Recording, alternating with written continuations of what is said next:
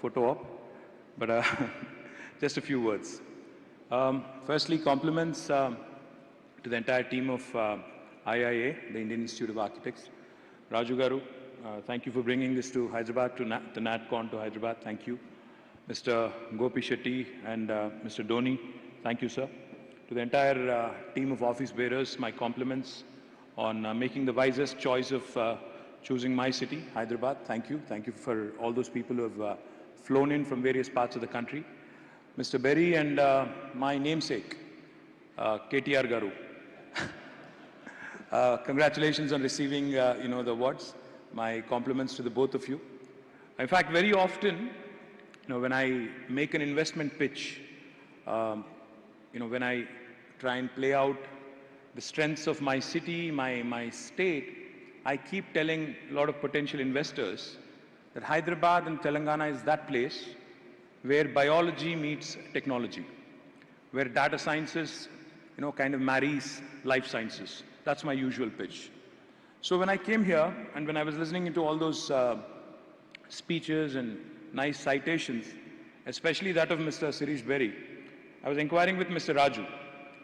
Because, sorry sir, but मैंने आपका uru नहीं देखा, मैंने आपका wanderings and ponderings नहीं पढ़ा. I know. So I was wondering as to what makes this gentleman special. So when Mr. Raju showed me a bunch of pictures, a building that you've designed in Attapur, very, very, it is in Attapur in Hyderabad, I know.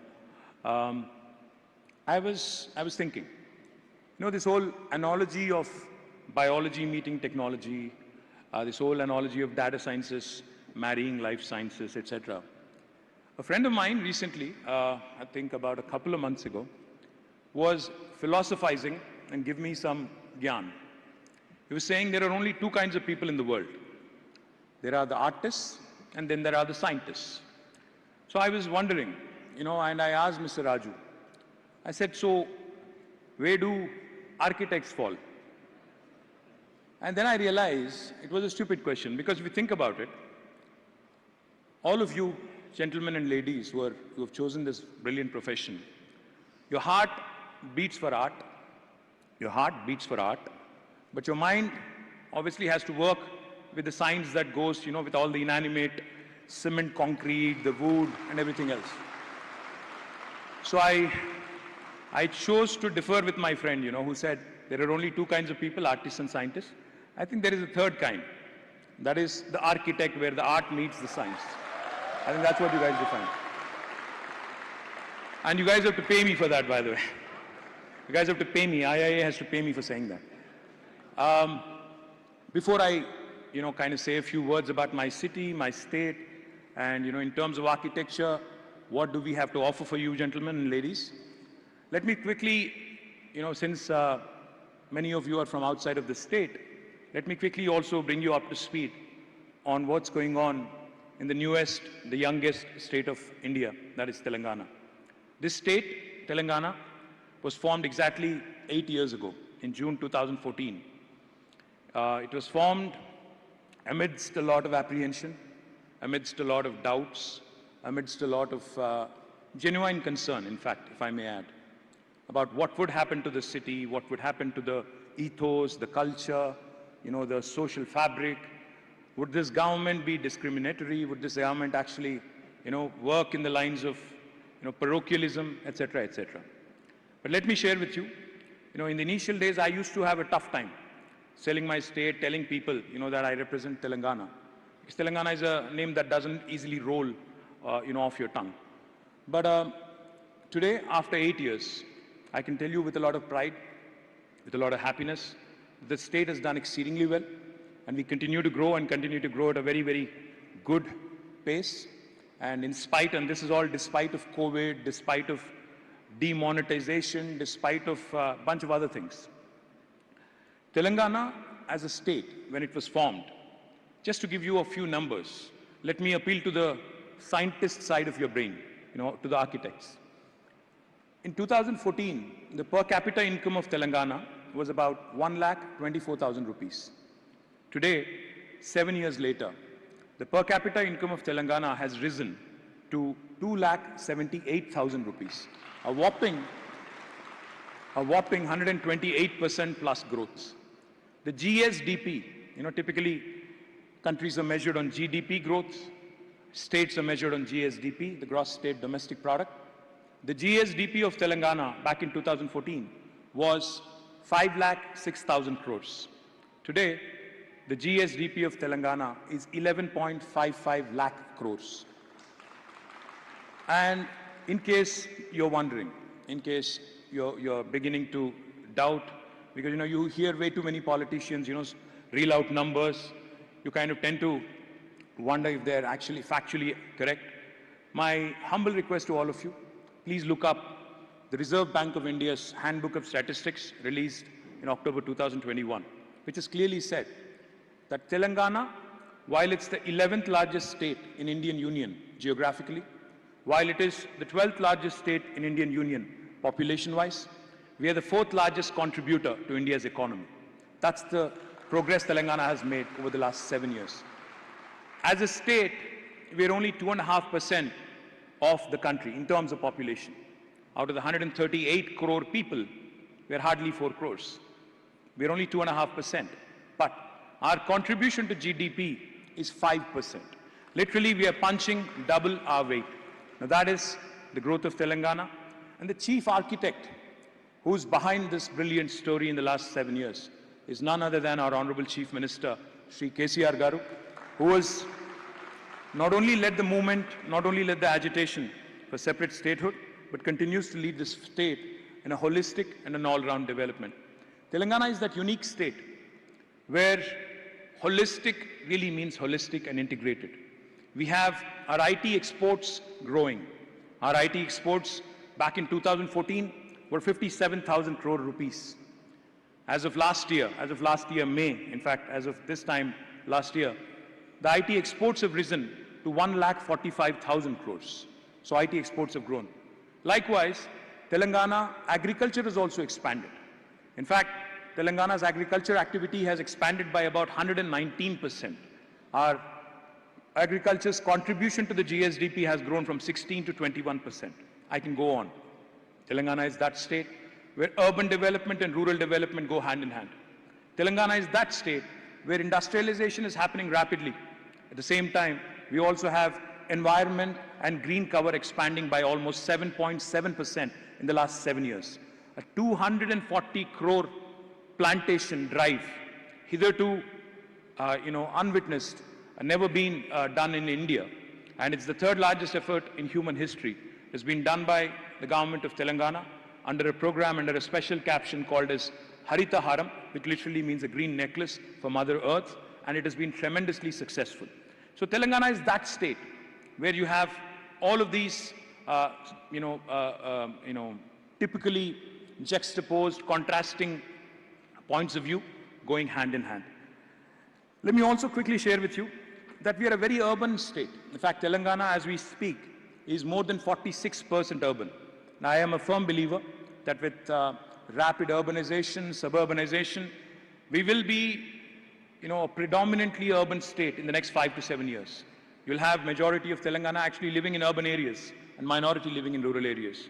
Now, what does it mean for us? I loved what, Mr. KT Ravindran had said. He said, if you look at a city, and I really loved it because I'm the urban development minister, I have to grapple with this every day.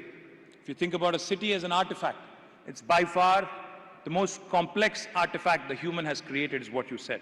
And I completely echo your sentiments, sir. I've been a minister for 6 years. The city has been growing. It's a good story. Of course, it's a good problem to have that you have more and more investments coming in, more and more people flocking to your state. But at the same time, if you don't keep up in terms of rapid pace, of infrastructure creation, if you don't keep up with how the city is expanding, the growth of city, then you are in for serious trouble. And I think that is the challenge that most of the world cities today face. That is the challenge that most Indian cities today also face. The fact also is, while Mahatma Gandhi may have said that India lives in its villages, which is a fact, 70% of India still does live in its villages, it is also a fact that India is run by its cities and towns. Our cities and towns are our economic engines, and we cannot afford to actually destroy them by way of not creating enough infrastructure, by way of not catering to the much needed urban needs of the citizens there. For instance, if you look at the city of Hyderabad, while we continue to be ranked right up there, Mercer, an agency that rates cities on livability index, continues to rate Hyderabad very, very high. In fact, among all Indian cities, from 2015 until 2020, the last 2 years, they haven't done the rankings because of COVID. From 2015 until 2020, 5 consecutive years, Hyderabad has been rated as the city with the best livability among Indian cities. So we're relatively better. We are relatively better than Bombay. We are relatively better than Bangalore for sure. We are relatively better than Delhi.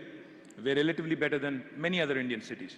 For those of my friends who are from outside of Hyderabad, when I say this, you might not like it, but we are certainly the city to aspire to beat among all Indian cities, because not only in quality of living, on purchasing power index, on safety index, on healthcare index, on cost of living index, quality of living index, property price to income ratio index, traffic commute time index, all of these parameters, we are actually ranked very high by Mercer and many other agencies. Hyderabad, in fact, our dream, our ambition. When you say something like what I'm about to say, I might look like a fool and I might even be laughed at, scoffed at. In fact, let me just take a slight detour. One of the things that always intrigued me about architects, was I think my first sort of exposure to the world of architecture, to the world of architects rather, was the book Fountainhead. I think like many of you, I read it during my college days. I didn't have any architect friends then. I didn't even have my friend Mahesh, who's sitting there, who had joined architecture at a much later stage. But when I read the book, I was intrigued. I was intrigued by the persona of Howard Roark, because he's an interesting individual, interesting personality. That got me to think. That got me, to basically question, whether you conform to the stereotype, whether you conform to the existential realities of the world, or would you rather want to do something truly different and truly path-breaking? I think that's the dilemma any urban designer, any urban development minister, any urban development bureaucrat who's involved in this process has on a day-to-day basis. Because, and the reason why I mention this is because city is growing. And I know this city is important for my state, for this country, because the top 8 to top 10 cities of our country literally run our nation. Bombay, Delhi, Hyderabad, Bangalore, and a few others. These are the cities that really drive the nation, whether we like it or not. And we have to make sure that these cities actually continue to perform, continue to do well. Otherwise, the economy, in fact, will tank. We know that.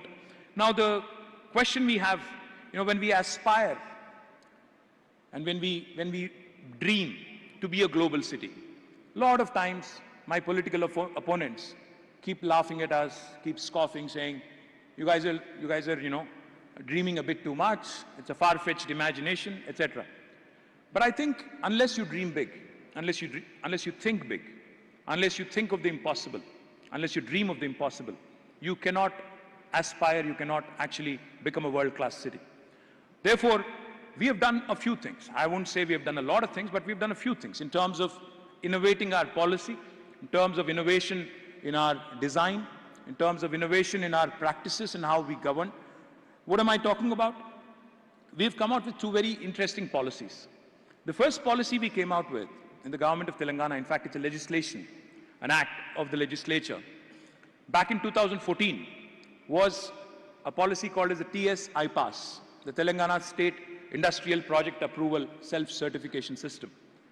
Any investor who would like to invest in my state can self-certify himself or herself as being in compliance with the law of the land and can start the construction of their factory or their office on day 1 without any clearance from the government or the municipality or the Gram Panchayati. We have done this 7 years ago, in November 2014. And what we also offer by way of TS IPAS is, we only seek that you submit an application online to us because we need to know for regulatory purposes who is doing what in my state. Once we receive your application, after you have started the construction or you haven't, we receive an application online through the TS iPass portal. We promise by statute to give all clearances in 15 days. And if we don't deliver on the 15-day window, on the 16th day, it's a deemed approval. No Indian state will tell you this. And also on the 16th day, by statute, by legislation, I am empowered to penalize that bureaucrat who's held up your file for longer than 15 days. Now, no Indian state will tell you this either.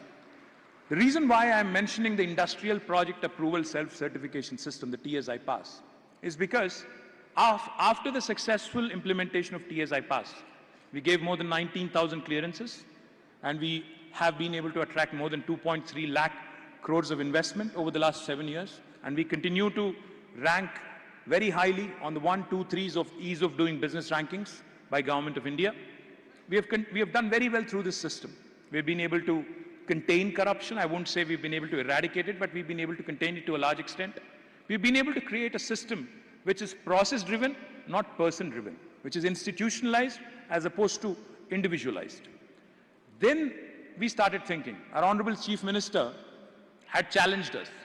He said, as Municipal Minister, as Urban Development Minister, why don't you replicate the same thing that you have done in Industries Department through TS iPass? Why don't you create a similar system for building project approval permissions? So then came the TS BPass. We approved it in 2020. Telangana State Building Project Approval Self-Certification System. In Telangana, if you have a land which is less than 600 square yards, you do not need a clearance from the government. You do not need a building approval from the government. You can actually go ahead, start construction by announcing, by self-certifying that I am going to be in compliance with the building plans and building rules that have been laid down by the government. The other thing I will also tell you, we've also introduced something very, very transformative, which is revolutionary. We have promised all clearances for anything above 600 in 21 days, including layouts. If you don't get a clearance from us in 21 days, it's a deemed approval again on the 22nd day. So this is the sort of unique policy making that has really helped the construction industry. I see representatives of the CREDAI, the TREDA, the IGBC, they can vouch for it. And Hyderabad continues to grow. In fact, I have a number of statistics that I can share with you. Hyderabad has been the best performing residential market in 2021, with growth in sales by 142% year on year to 24,312 units. Hyderabad is the only city among 8 Indian cities, 8 Indian metros, as per the study done by Knight Frank, which has not had a single year of price decline since 2014. Hyderabad, in fact, as per ANAROC report, remains the most affordable residential market among the top 7 metros, with an average rate of 4,450 per square feet. As per Cushman and Wakefield report, Hyderabad has topped the leasing in IT and ITES space by grabbing 36% of the total lease among metro cities. I can go on and on about how well the city has done because of the enabling government policies, reduction in corruption, affordability, quality of living, and a bunch of other things. But I'll not bore you with that. I can tell you a couple of things about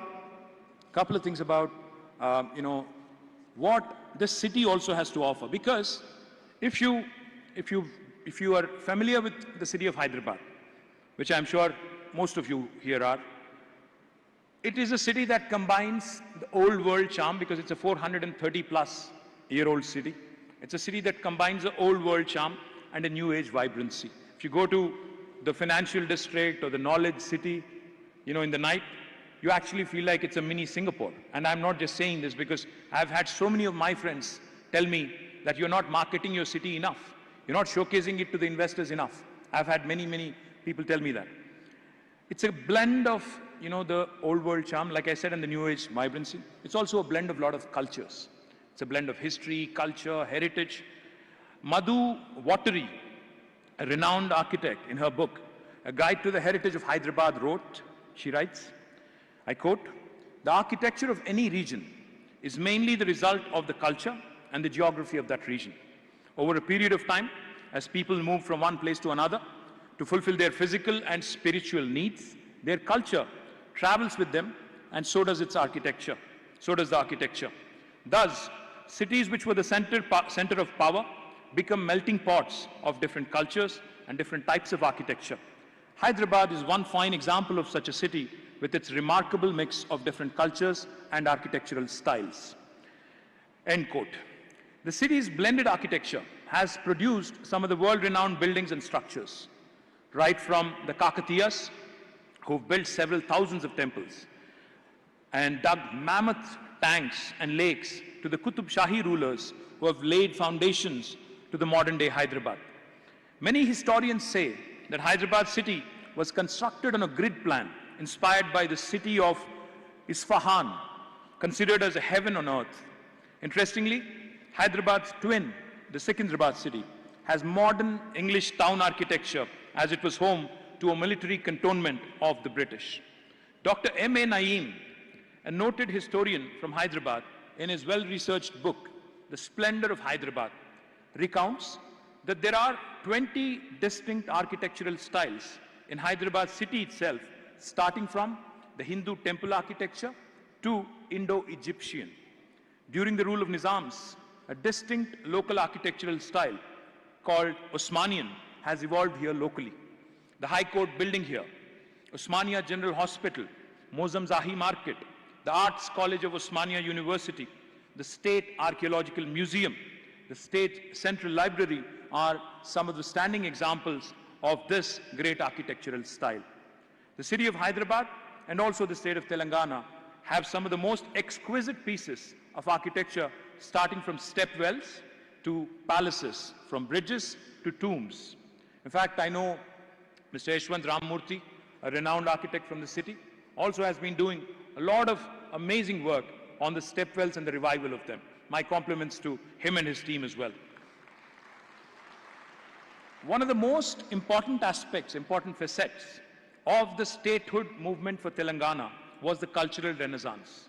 So as soon as the Telangana state was formed, we took up some major initiatives to preserve, promote, and revive our historic structures. In the last 8 years, the state government has taken up and completed renovation and rejuvenation of several architectural wonders in the state. The most prestigious of these include the Mozam Zahi Market renovation project. Some part of Charminar pedestrianization project has been completed. Some of it has to be completed. The urban rejuvenation and renovation of Tang Bund, the Qutub Shahi tombs renovation, clock towers at Mehboob Chowk and Shah Ali Banda, stepwells at Gachi Bauli, Bansilal Pet, Baram Bavi, Badi Bauli, Lingoji Gudam, and also Bapu Ghat, Metla Bavi at Warangal, Venkatram Bhavi at Narayanpet, and several other stepwells were revived. Kali Kaman and Maulali Kaman are also being restored. Sustained efforts of the state government to get the coveted UNESCO World Heritage status to our historical sites have fructified just last year. One of the greatest architectural marvels of the Kakatiya era, the Ramappa Temple, has received the UNESCO World Heritage Sites tag, which is a matter of great pride for all of us. Located in the village of Palampet, approximately 200 kilometers northeast of Hyderabad, this Shiva temple was built during the Kakatiya period under the rulers Rudradeva and Racharla Rudra. The fact that the lightweight porous bricks or floating bricks were manufactured during the Kakatiya period speaks volumes about their engineering and architectural prowess. As I mentioned earlier, the city has transformed into a bustling metropolis, and like any other dimension of the city, even architecture is undergoing rapid transformation. The western part of the city today looks very similar to the downtown of any major city in the first world. High-rise buildings with glass facades dot the IT corridor skyline today. While private developers choose their own architectural and design components, we from the government of Telangana are ensuring that our new buildings and other structures built by the government have both modern and traditional architectural elements. We are ensuring that while the structures that we build are aesthetically appealing, they are also energy efficient and follow the modern green building norms too. If you look at our T-Hub Phase 2 building, you can look at our image tower, which is upcoming. You can also look at our police command control center, which is very, very unique again. And I can go on. There's a huge list of names that the government itself has invested in, which have this kind of an appeal. The new Secretariat building which the government of Telangana is currently building, also depicts, the design also depicts, the Deccan Kakatiya architecture and culture expressing Telangana's quintessence. It follows all the Indian Green Building Council norms, meets the stipulations of fire safety, disaster management, and other mandatory regulations. The Durgam Cheruvu cable bridge happens to be India's longest extra-dose cable-stayed bridge. When our engineers wanted to build a normal bridge, concrete bridge, on that iconic lake, we deliberately, intentionally decided to build an iconic bridge that will become a symbol for New Hyderabad. Today, this bridge has become a huge attraction to both locals and some tourists as well. We're also incorporating several traditional Indian and Western design concepts in the proposed 15 new bridges that are coming up on River Musi. The 400-plus-year-old city of Hyderabad, with its unique style of architecture, is a wonderful source of remarkable stories and legend. I wish that the delegates attending this 3-day conference will have a meaningful discussion resulting in fruitful outcomes. I also hope and wish that you get to spend some time in my city, actually going out, looking at all the structures that I've just mentioned, also enjoying the famous Hyderabadi biryani.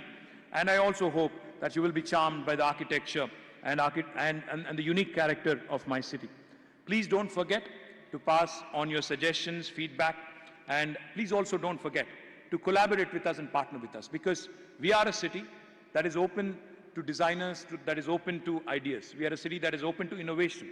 We are setting up an urban center of excellence. In fact, the Indian Institute of Architects chapter, Hyderabad chapter, Telangana chapter, has asked me for a piece of land, to set up their own campus.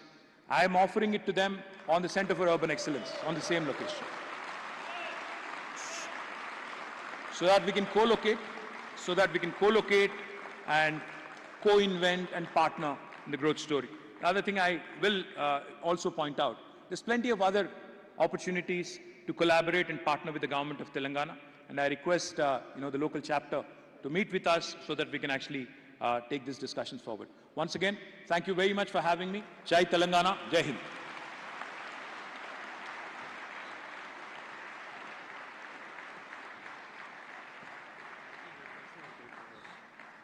Fearless.